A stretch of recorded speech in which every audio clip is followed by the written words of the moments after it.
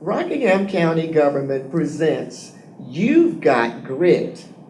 You've Got Grit, Robert Bob Tudor of Reidsville, North Carolina. You've got grit. Grit is living life like it's a marathon, not a sprint. You've got grit. Robert Bob Tudor of Reidsville. We're so thankful that you're with us today, Mr. Tudor, and we want to learn more about you. So tell us originally, where are you from? What was it like growing up in your hometown? What was life like growing up as a kid? I was born in Wisconsin. My mother and dad met in Washington during the war. She was from a little place called Well Pond.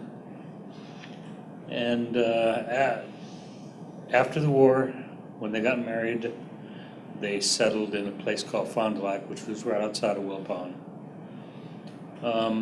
This was in probably 1946, 45. I was born in 47. Makes me about 73. It was cold up there. That's what I remember. I can remember walking to school when snow was up to my shoulder blades, and they had to walk down sidewalks, and that's all you could see was snow on both sides. But we used to walk to our elementary school. It was fun. It was laid back, right on the lake.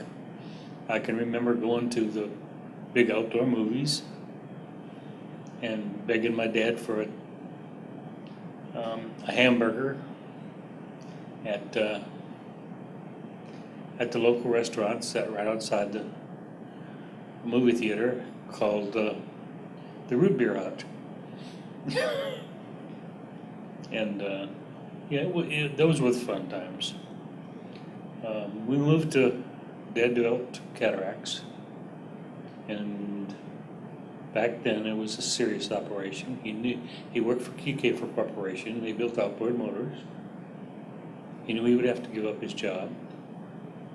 He had an opportunity to go into business for himself with his brother in Lakesville. So in 1960, we up and moved to Lakesville. Lived there, graduated in 1966 from Moorhead. Went into service right after that.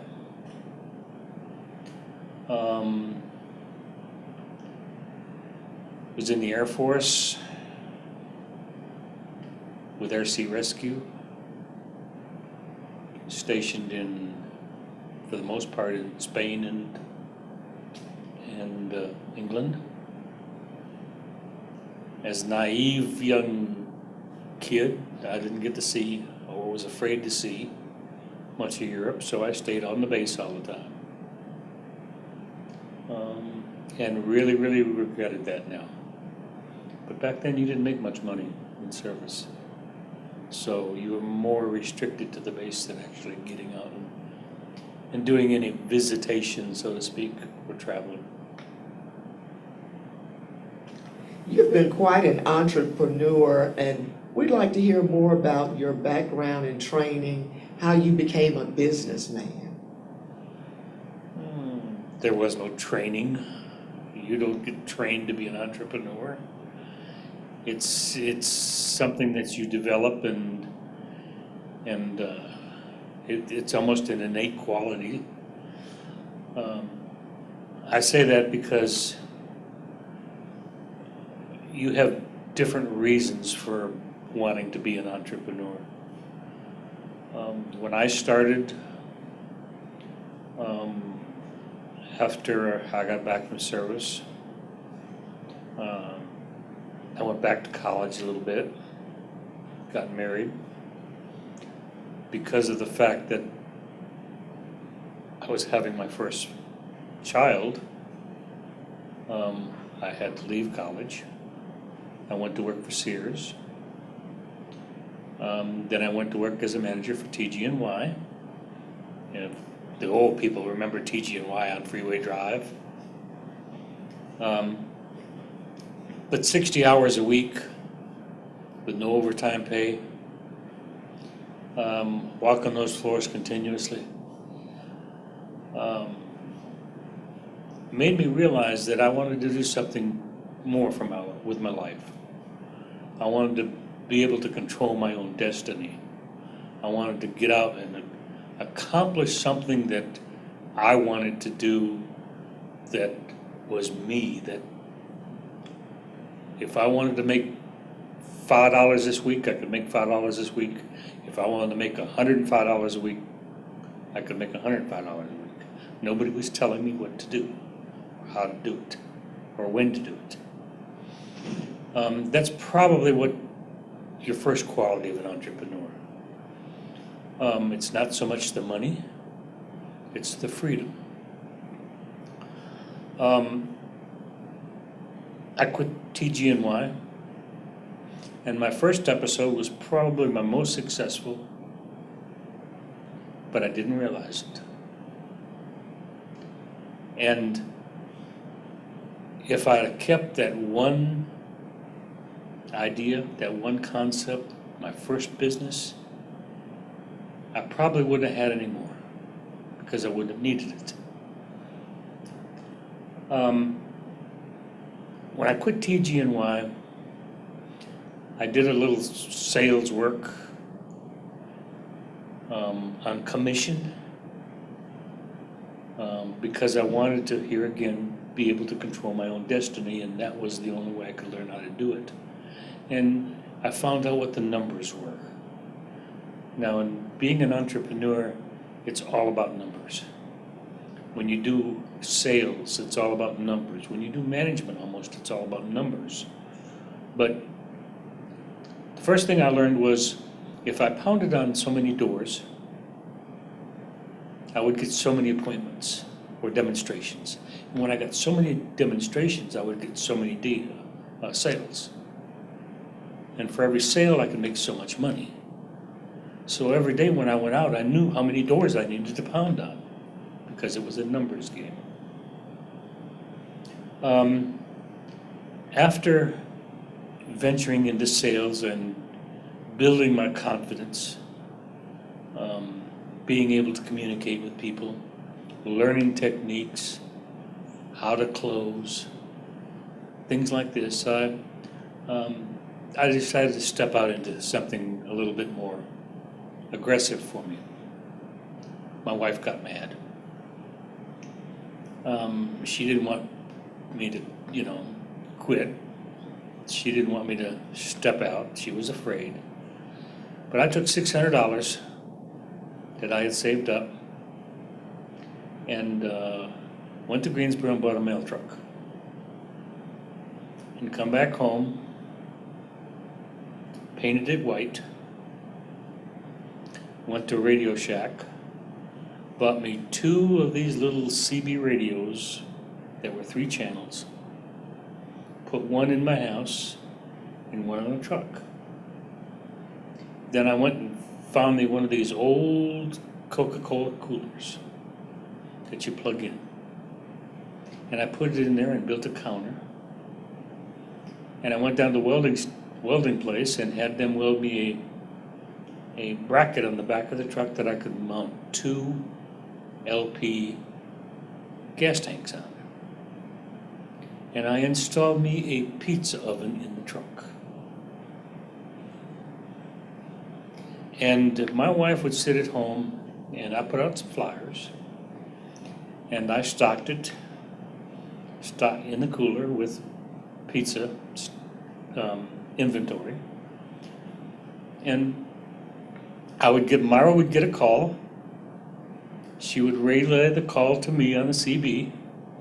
I would stop the truck, make the pizza, put it in the oven, drive to that address that I was going to be delivering it to, take it out of the oven, cut it and slice it, and by then people were there at the truck waiting, watching, because they'd never seen anything like this. The key, it was the niche. You have to find a niche, something different when you go into an entrepreneur. That was my niche. They loved it. Um, the surprising thing, and the thing that I remember most about the pizza wagon, was my first employee, and he's going to get mad when I tell you this. My first employee was Sam Page. He was a young guy in a senior in high school that was getting ready to go to college, and rather than run the roads like most of the kids these days and times, he went to work. He got on the pizza truck and he delivered pizzas for months for me. And I respected that man more than anybody I could think of right now because of his ambition and the fact that he used the time that he had to make money to go to college and not have to depend on anybody else. And that's another good quality of an entrepreneur. You never have to depend on anybody else. You never borrow money. That's the first rule. If you're going to be a true entrepreneur, you never borrow money. You always make money and you reinvest. That's why people say entrepreneurs never get rich until they sell their business. Because everything that they make, they plow back into their business to make it grow. Part of my growth has been owning a lot of real estate, some real estate in downtown Reidsville. I used to rent out real estate. And I've seen so many people want to get into business. They'd come in, they'd set up shop, they'd invest money that they worked hard for, but they thought they were going to get rich and do it very, very fast. So they would set up shop, they would go into business without thinking about marketing and what they would have to put into it, the time, the effort. They found out very, very fast that the money that they would take in, they would have to put back into the business rather than put in their pocket. When they put it in their pocket, they couldn't buy inventory. They couldn't market. 6 months' time, they were out of business. That's why I say, if you're going to be an entrepreneur, you have to love it. You've got to be dedicated to it. You can't think about the money. You never borrow money simply because you worry about paying it back. When you worry about paying it back, you cannot concentrate on your business. That's the golden rule for me. And if that was a piece of advice that I would have to give every individual that wanted to be an entrepreneur, that would be the piece of advice I would give. Because you talk about stress, worrying about paying loans back when you're not making the money, that's a real burden. I also heard that you were involved in television. Tell us about that venture. I mean, you are a jack of all trades. You are teaching so many classes here today. Well, I've had some business failings. The pizza wagon, had I stayed with that concept, would have made it, no doubt. Yes, it sounds like dominoes. Well, that's what Sam Page says. Yes. Domino's hasn't got anything on me. It's I up to know 10 it. years, 20 years in advance. And what was the name of it? The The pizza wagon. I love it. But anyway, I wanted to get too big. I wanted to grow too fast. I opened up a pizza restaurant. I didn't put any thought into it. I didn't have Sam Page to run the pizza wagon when I was in the restaurant. I didn't have me to run the wagon when I was in the restaurant. So what happened? You put other people in the driver's seat, they ruin your business. Yeah. So And I you- gave it you- up. With my second child, when my second child was born, I never reopened the restaurant. I never reopened the pizza wagon. But you can see the effects of the pizza wagon because of your personality and Sheriff Page's personality. I mean, that's a winning duo. Well, it took a long time to realize that. You Yes. know, there were other things that I tried. in order to be a true entrepreneur, you've got to fail, because your lessons are learned in your failures. That's why I say your education is not bought and paid for through colleges. It's through experience, life experience. The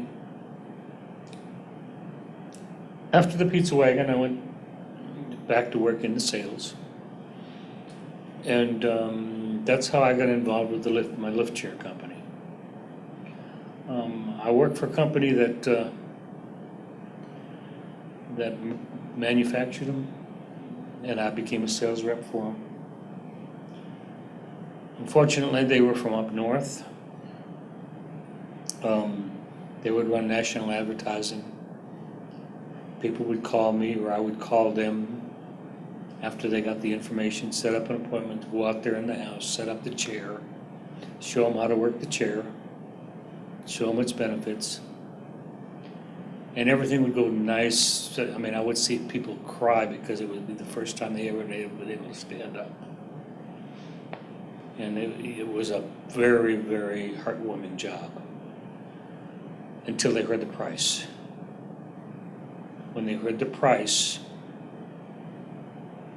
they know they couldn't afford it. At that point in time, the company did not accept Medicare. That's what I was thinking. There weren't supplemental. You're talking about in the 70s Okay. and early 80s, they were selling lift chairs for $1,895. That's a lot of money. Okay? People in the South, especially elderly people on fixed incomes and retirement, could not afford that kind of money. There's been a number of times where I've walked out of the house with tears in my eyes because I watched an elderly person get up and walk for the first time by themselves, and then have to take the chair out because they couldn't afford to buy it. And that's when I decided to design my own chair, make it economical enough to where I could afford to build a chair, set it in that individual's house that couldn't afford it, file for Medicare, let Medicare pay me what they wanted to pay me, and if they didn't have the 20%, I could forgive the 20%. So that I put myself in a position to where I could sell the other company's chairs to people that could afford it and wanted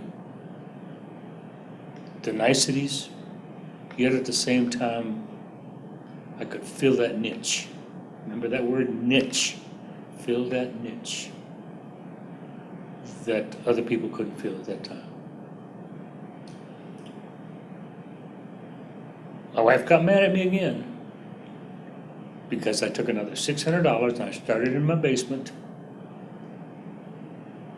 and I built those chairs myself. I used to hang the frames out on the clothesline to paint. It was a very, very strange situation, but I did it. You know, I used to sit in that cold basement next to that wood stove, make my calls to set my appointments, build my chairs that I needed, go out, sell the chairs, come back, fill my paperwork out, and do it all over again, day after day after day.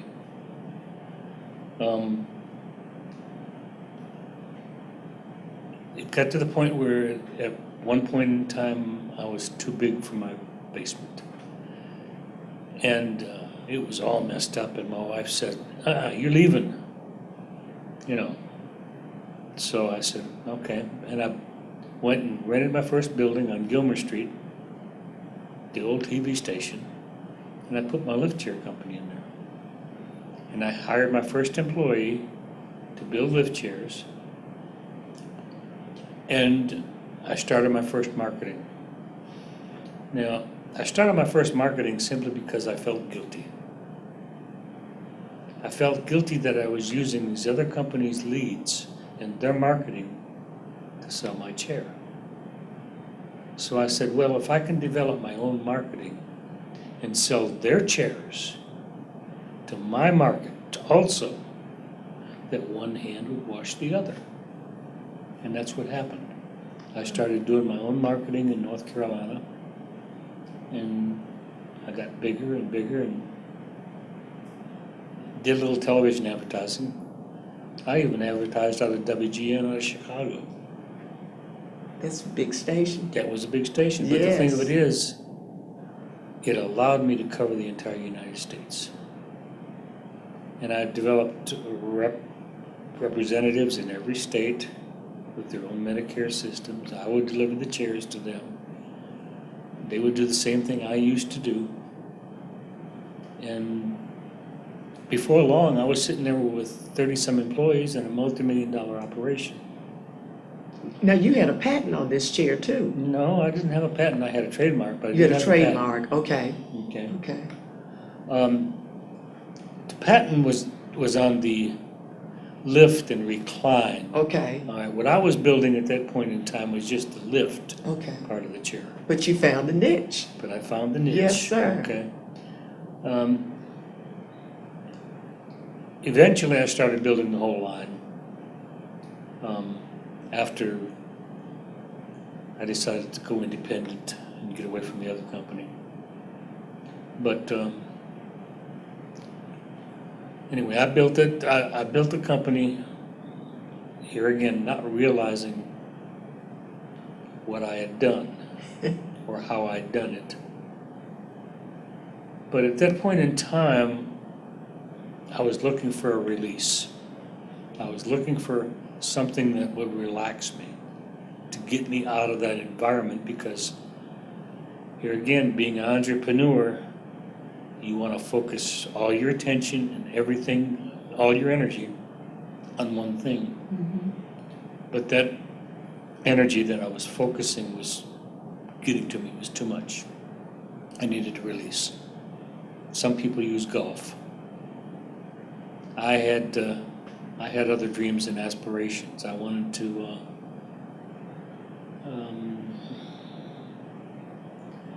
work my bucket list, so to speak. And then a TV station was on a bucket list. Well, I knew I wasn't going to be able to afford a TV station, you know. But so I decided, and I had an opportunity to take over the cable television station, which is exactly the type of thing that you have right here with the county. Well, back then, it was the access channel for the local TV, for the local cable. And we did a local news station, and that's how we started there. The problem is we did it in Reidsville, we did it in Eden, we did it in Madison, we did it in Stonewall. And every time we had to sit back and do one show, we had to do 4 shows.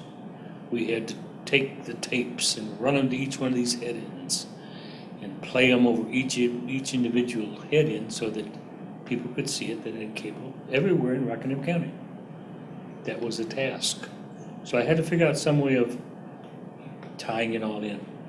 Working with different cable systems to try to tie in all the systems was a task, but it worked for a while, but the technology just wasn't there to perfect it, because we would have to run the signals backwards against their signals at a very, very low frequency, and it deteriorated the frequency over a long distance.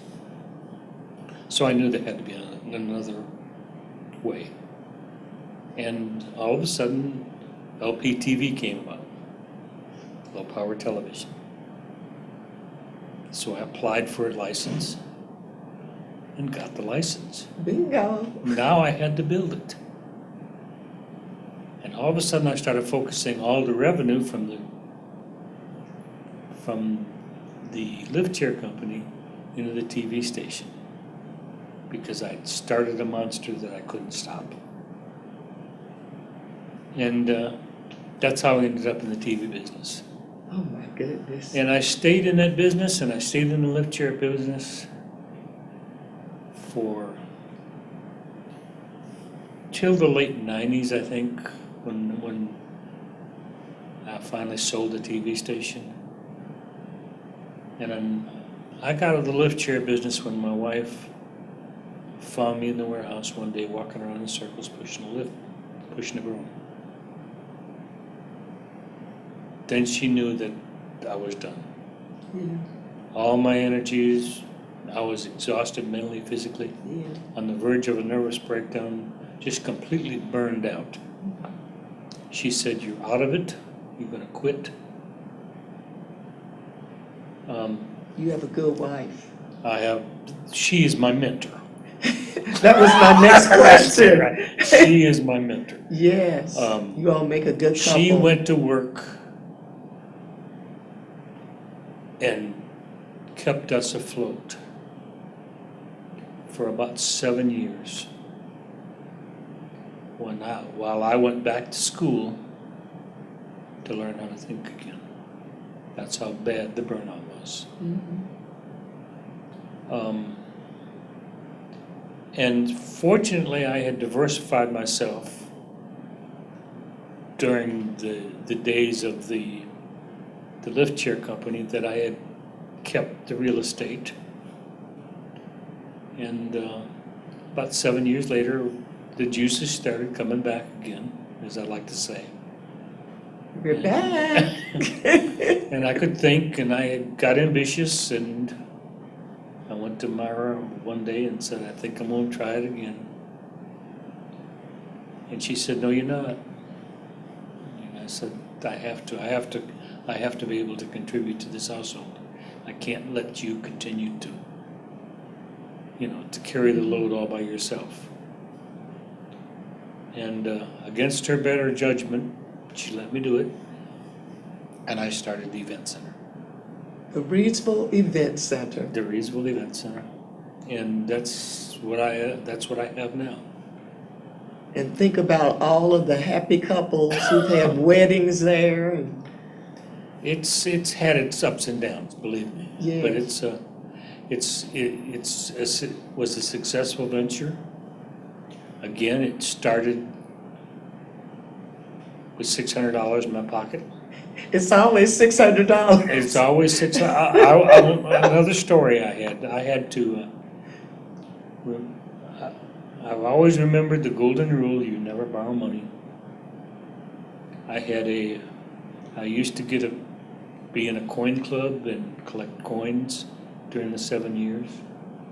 I had a 1776 silver dollar in very good condition that I didn't want to give up.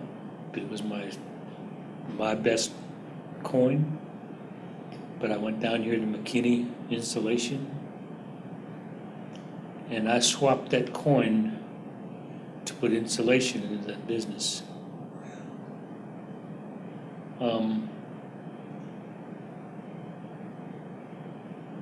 There's been plenty of times where I've had to work deals with merchants to get things done and pay them by the month.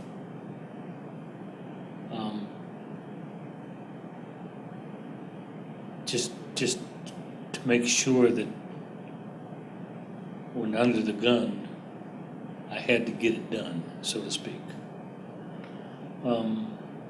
And that's how I was successful.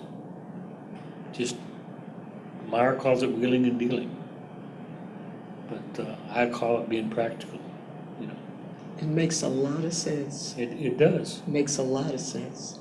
And my last question, you love Rockingham County because? Well,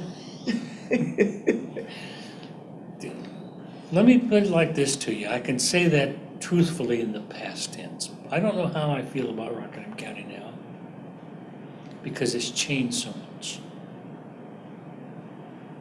Rockingham County used to be laid back. It used to be slow. It used to be safe. It used to be quiet, peaceful. You could go to bed and not have to lock your doors. You remember those days, I'm sure. I grew up in Memphis, Oh, and I okay. remember those days as a little girl growing up. You're exactly right. I know exactly what you're talking about. Up until maybe 10 years ago or so, it was that way here.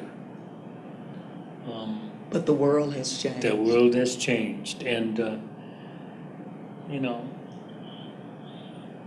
I'm a man of niches, and I think the Rockingham County's biggest niche is not to be competitive with Alamance or Guilford or Forsyth County like they're trying to do.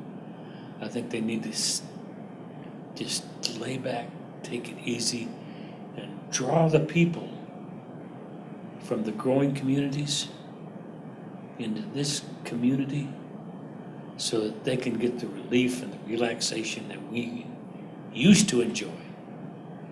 And I think that's what economic development is certainly trying to promote with the four rivers and the lakes and the outdoors and the natural beauty. I mean, God has given us everything we need to Right. sail this county. And But that's it- what you're talking about. People need. But at the same time, I look at the cities, not just one of them, but all of them.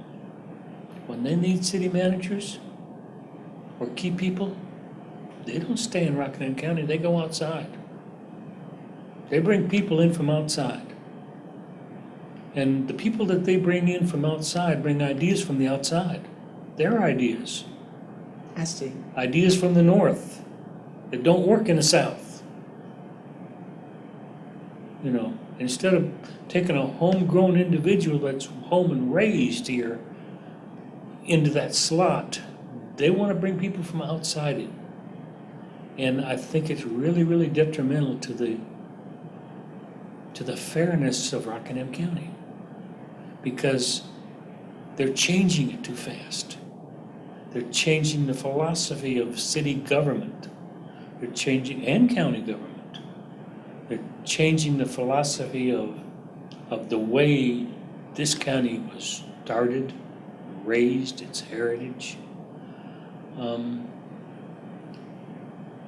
And I think they're trying to progress, and as they progress, they feel the power. I don't know what it is, but they change things, and they change things too rapidly. A prime example of that is downtown Reidsville.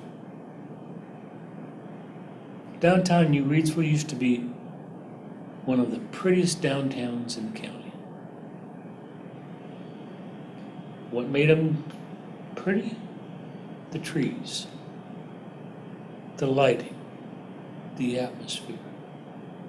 I can remember when downtown Reidsville was a ghost town. They were afraid to go downtown. Those trees and the economic development that the city council had put into that downtown revitalized that downtown.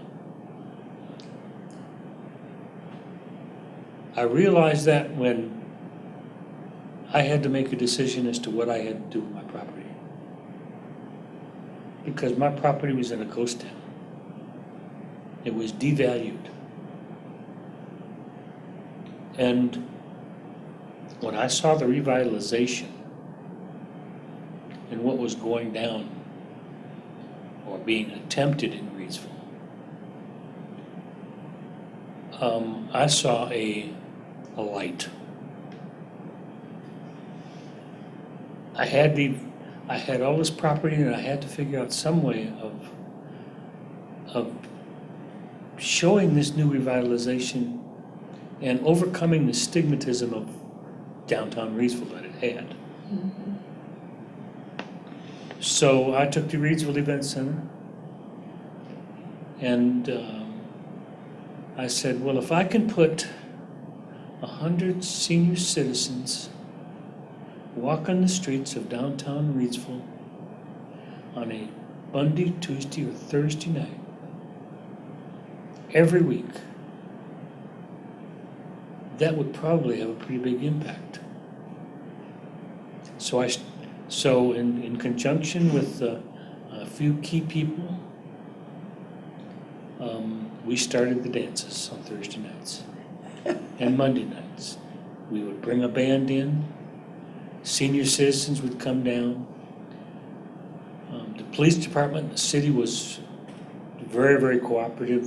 The police department used to park a police car right in front of the event center to ensure the senior citizens that they were not going to have any trouble. And it worked. It worked.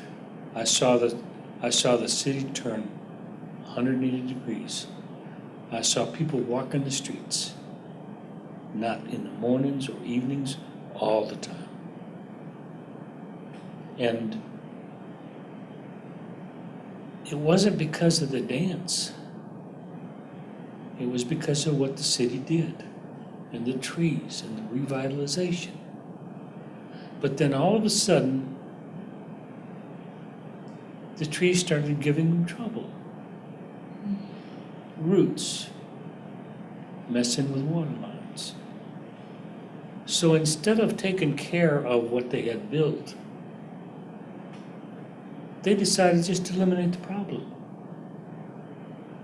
and try to change things up. And you can go into downtown Reedville and see now how they're changing things up.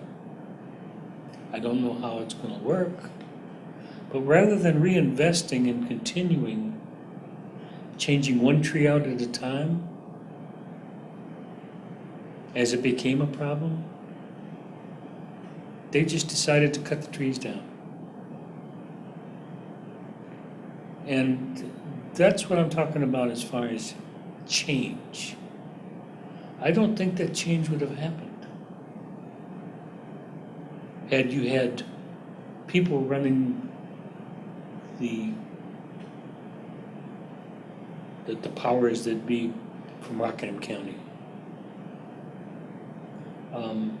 And I think that's probably one of the biggest mistakes that these cities are making. And it could be our fault because we're not training the people here in Rockingham County to do these jobs. You can't blame the mayors and the city council because they have to do what they have to do. And we all have to work together as a Exactly. team in order to get to the goal that we want. But you can see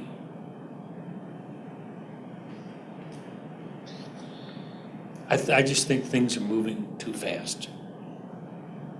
And I think that things need to slow down in a lot of ways. I think we need to get back to our virtues, our culture, our religions, our backbones.